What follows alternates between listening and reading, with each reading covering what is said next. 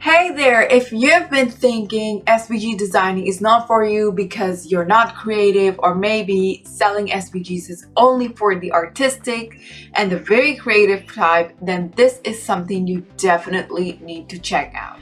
Let's face it, now there's nothing more frustrating than wanting to make extra income from SVGs, but then getting stuck when it comes to what designs to create because you don't feel inspired, you don't feel creative.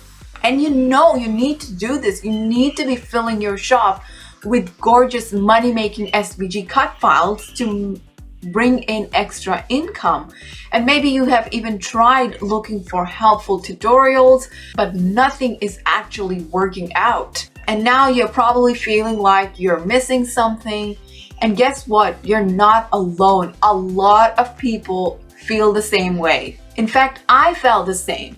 But the truth is, filling your SVG shop with designs is the key to start making consistent monthly income, getting raving reviews, getting more traffic and more customers to your store. And that's why I created the Creativity Unleashed Masterclass.